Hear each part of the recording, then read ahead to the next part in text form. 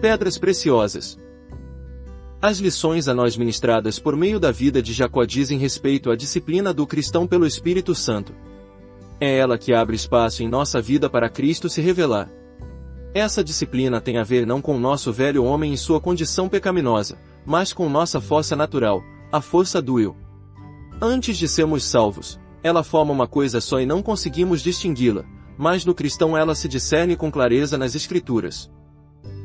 Quando de sua criação no Jardim do Éden, Adão era dotado por natureza de uma personalidade autoconsciente distinta, mas não tinha pecado algum, nenhum velho homem. Era dono de um livre-arbítrio que lhe permitiu agir por conta própria, de modo que o eu estava presente mas não o pecado. Força natural é o que recebemos das mãos de Deus como Criador. Força espiritual, o que recebemos de Deus em graça. Quando nascemos, recebemos sabedoria, habilidade, intelecto, eloquência, sentimentos, consciência. E tudo isso serve para compor nossa personalidade como um homem à parte do pecado. Depois da queda, no entanto, Adão mudou. O pecado se fizera presente e assumirá o controle. Agora Adão não era apenas um homem natural, o velho homem também estava ali, em seu interior. Ele estava debaixo do domínio do pecado, amando o pecado. Antes de pecar, Adão era um homem natural. Depois que pecou, era o velho homem. Precisamos ser cautelosos ao traçar paralelos entre nós e o Senhor Jesus em sua encarnação, mas podemos dizer com segurança que ele não tinha um velho homem, pois estava livre do pecado. No entanto, tinha um eu, dispunha de força natural. Mas nenhuma vez, nem no menor grau possível, ele abusou disso. Essa é a diferença. Não que lhe faltassem personalidade e individualidade, todo mundo precisa dessas coisas, apenas viver por si mesmo não foi a sua escolha. Por mim mesmo, nada posso fazer, o João 5,30.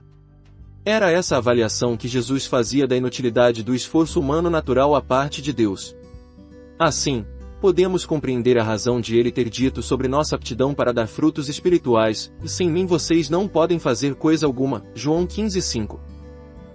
Diferentemente de Jesus, temos um velho homem vendido como escravo ao pecado, Romanos 14,7.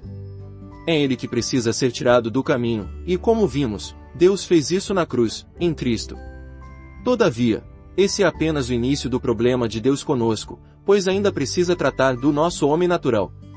Não só pecamos diante de Deus, como fazemos muita coisa com a melhor intenção de agradá-lo, mas que são inoportunas e mal direcionadas, e absolutamente não o satisfazem. Veja o caso do homem que fica o tempo todo, sem muito critério, propagando tudo o que sabe das coisas espirituais. Isso não é obra do velho homem, mas do homem natural. Falar das coisas espirituais não é pecado, mas o homem natural faz isso por zelo próprio, não porque o Senhor o deseje. A vida natural não passa disso, de fazer o que queremos, não o que Deus quer. Podemos empreender coisas bastante boas, levantar um edifício impressionante sobre o alicerce que é Jesus Cristo. Todavia, Deus chama tudo isso de madeira, feno e palha, 1 Coríntios 3,12. Não são lixo, mas esses materiais representam coisas executadas pelo homem. Claro, o homem está fazendo a obra de Deus ao construir, no entanto, seu trabalho é condenado. Não se trata de definir se o acabamento é bom ou ruim, mas, sim, quem está realizando a obra. A diferença entre o homem natural e o velho homem é básica. A partir do momento em que estamos nele e ele em nós, o que acontece? Um dia o recebemos como Salvador e Senhor e mais que depressa descobrimos que nosso velho homem recebeu tratamento definitivo na cruz de Cristo, Romanos 6,6. Deus não mexeu um dedo para remendá-lo ou melhorá-lo, mas o crucificou sem titubear em Cristo, dando-lhe um basta de uma vez por todas. Com isso, a questão do pecado foi resolvida. Ter conhecimento disso é da maior importância. Aos olhos de Deus, o velho homem precisava morrer.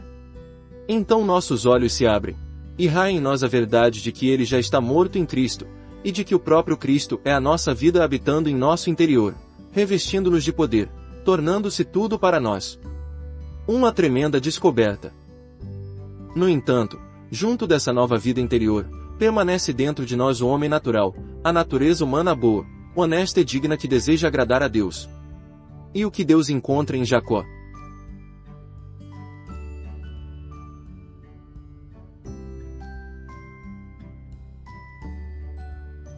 Jacó.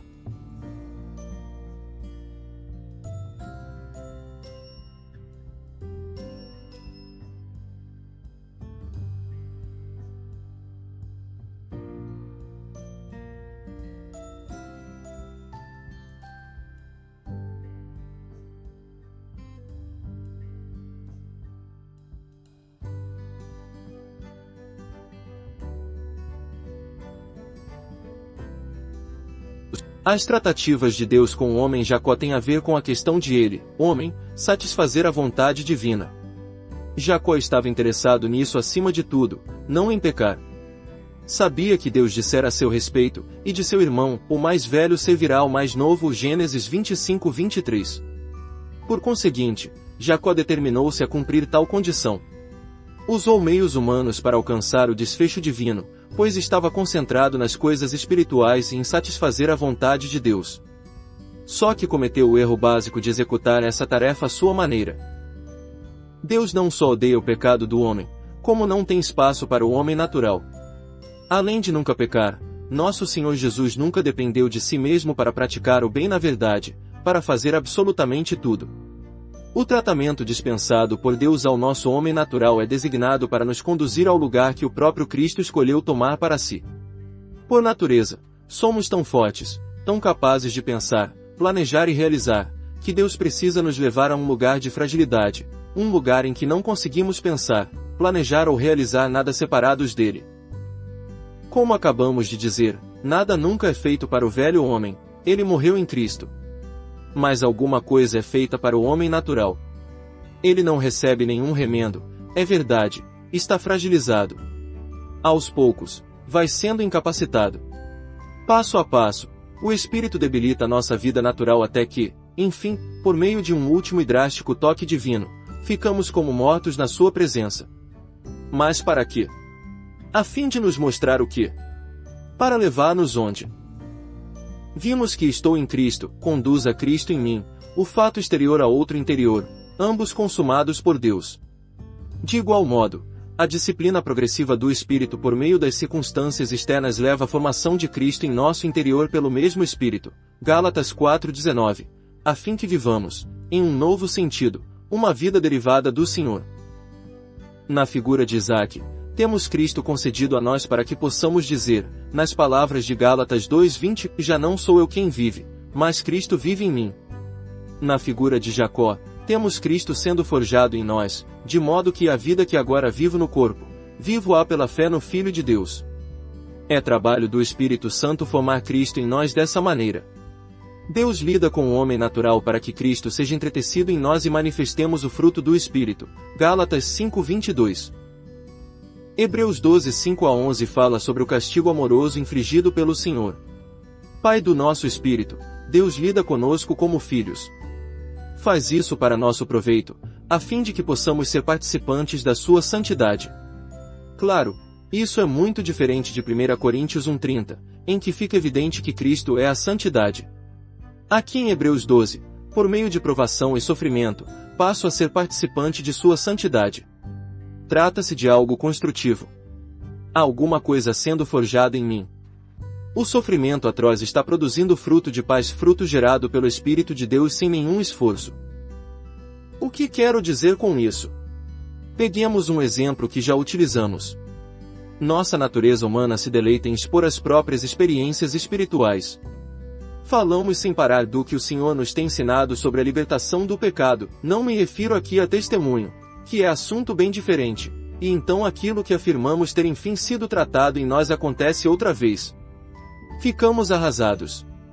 E o processo se repete até que, por livre e espontânea vontade, aprendemos a parar de falar tanto. Não tomamos a decisão de não falar, apenas não falamos. Aprendemos por meio do sofrimento. Aqui, nessa pequena lição, temos uma partícula minúscula do que significa a expressão Cristo entretecido. Nesse pequeno nível de autocontrole, o caráter de Cristo se tornou, na prática, o nosso. O Espírito desenvolve em nós um novo caráter. Os itens relacionados em Gálatas 5:22 e 23 sob o título, o fruto do Espírito, não são virtudes que o Espírito nos confere, são o fruto natural e espontâneo de um novo caráter. A árvore boa produz fruto bom, como o pessegueiro e a pereira plantados lado a lado no mesmo tipo de solo que recebem o mesmo cuidado, água, nutrientes e sol, mas cada um produz um fruto próprio e distinto. As coisas exteriores são absorvidas por cada uma das árvores, e cada uma delas a converte no fruto que lhe é próprio. Assim, o brilho do sol da vida de Cristo é transmutado dentro de nós em algo que nos é próprio e reconhecível como tal. Deus quer hoje, primeiro, que conheçamos Cristo como nossa vida, em segundo lugar, que o Espírito opere Cristo em nós, a fim de que se torne o nosso caráter. Bem poucos de nós conhecemos o sentido da dádiva de Cristo. Menos ainda, lamentavelmente, conhecemos a formação de Cristo pelo Espírito. No entanto, esse é o objetivo de Deus tratar conosco por meio do castigo.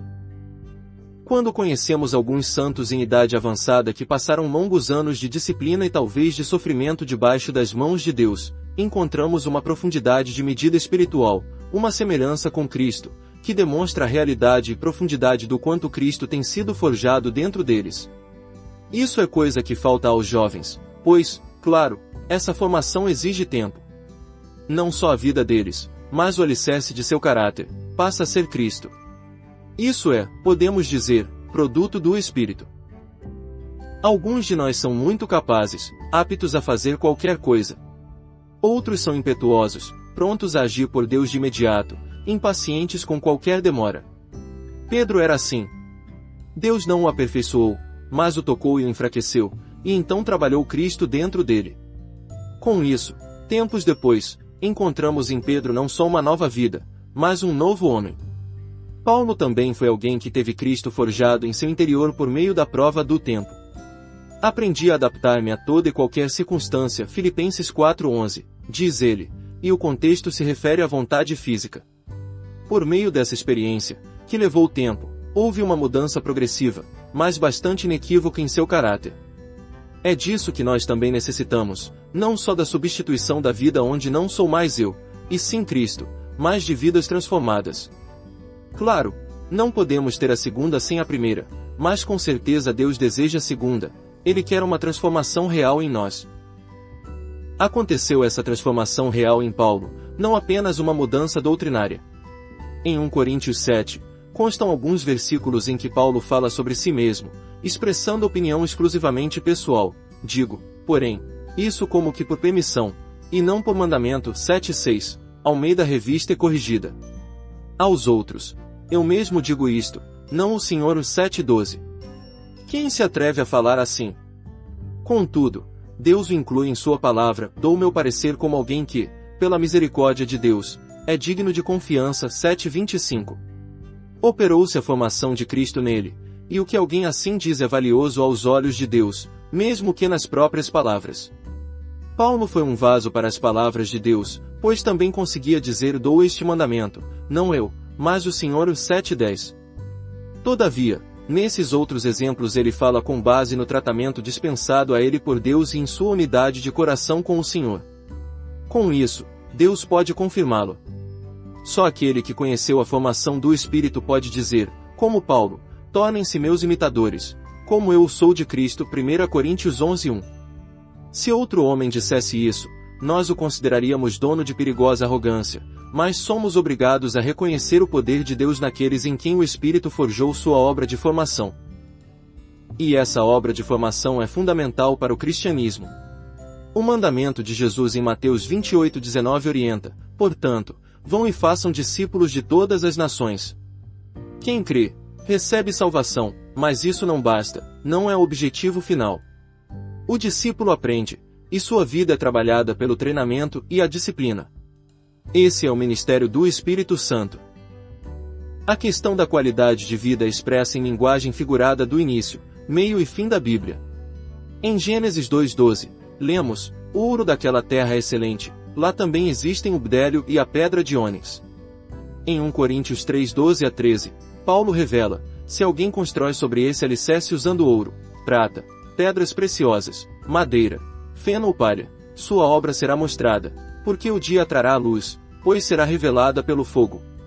E, em Apocalipse 21:19 e 21, lemos, os fundamentos dos muros da cidade eram ornamentados com toda sorte de pedras preciosas. As 12 portas eram 12 pérolas. A rua principal da cidade era de ouro puro, como vidro transparente. O propósito divino para a humanidade não é só o ouro, mas as pedras preciosas. O ouro, com certeza representa aquilo que é de Deus, que procede do Pai. A prata, a redenção que está em Cristo, seu dom gratuito da graça. As pedras preciosas são a obra do Espírito. Pedras não são elementos, mas compostos. São formadas pelo fogo, depois cortadas. Isso é uma figura da disciplina do Espírito, por meio de grande sofrimento, dificuldade, dor do estresse das circunstâncias, somos convertidos em gemas preciosas. Na Nova Jerusalém, não há nenhuma menção da prata, tudo se tornou em pedras preciosas. Deus está à procura de um vaso que lhe satisfaça a necessidade e leve a cabo seu propósito maravilhoso. Vaso esse que deve conhecer o Deus de Abraão, saber que tudo provém dele, o ouro. Deve conhecer o Deus de Isaque, saber que tudo é dom dele em Cristo a prata. Deve também conhecer o Deus de Jacó, saber que o tratamento do Espírito dispensado ao homem natural opera Cristo no ser, pedras preciosas. Extraído do livro Transformados à Sua Imagem. Vatmanei. Inscreva-se no canal Desfrutar é bem melhor.